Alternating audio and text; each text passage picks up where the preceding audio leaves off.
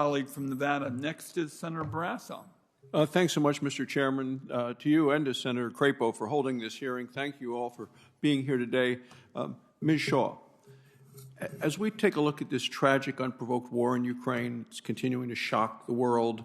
We're seeing more nations realize really how energy security is tied to national security.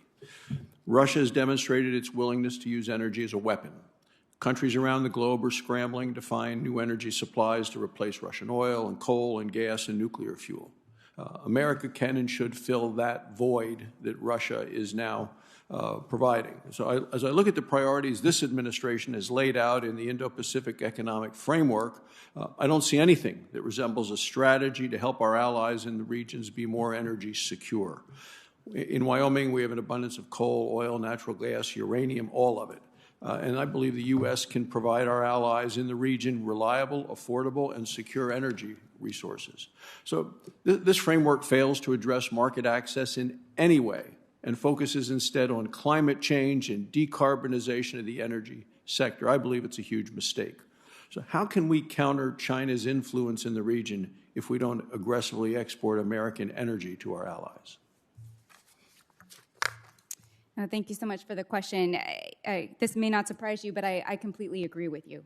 I think that the framework as it has been outlined and proposed is a modest step, but it is certainly not something that in its current form is going to really move the dial. I think we need to work closely with our allies where we have a competitive advantage. We have a national security interest. I think energy is a prime sector where we should be focusing our interests and our energies.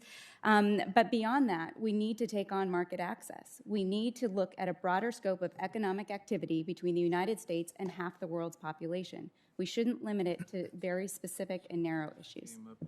If I could go to the issue of trade, and in questioning and responding to Senator Young, I think you talked about trade. You said, I think the time is now, Ms. Shaw. So the Indo-Pacific region, critically important for American economic security and national security.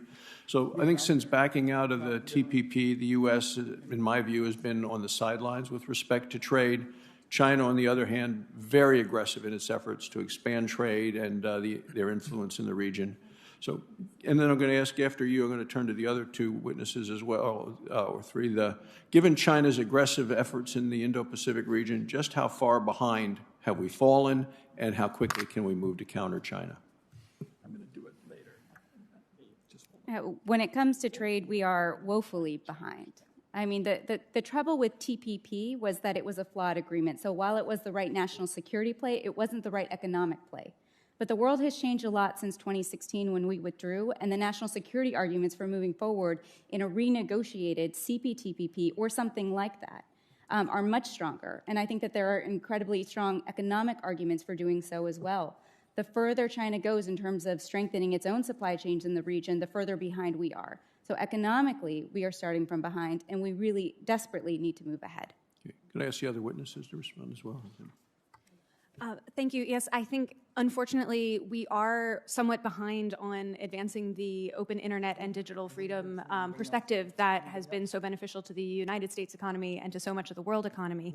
China has made significant inroads in advancing its authoritarian model of internet governance. And so I think the United States really needs to show a vision for how an open internet really leads to more economic benefit and protection of human rights as a counter to that. Thanks. Ms. Larson. Yeah, thank you for that. And already food and agricultural exporters are falling behind in the Indo-Pacific region. For example, in Vietnam for beef and pork, or in Japan also for beef and pork issues and wheat and a whole bunch of other agricultural products. We are at a tariff disadvantage.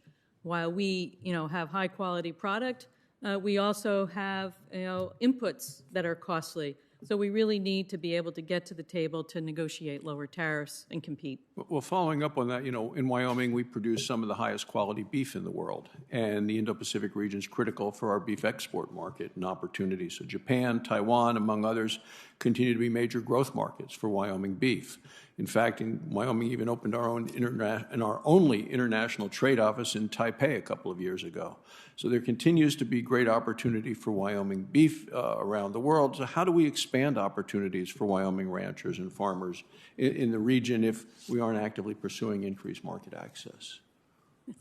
Well, I guess that's why I would answer that by we need to be pursuing improved market access.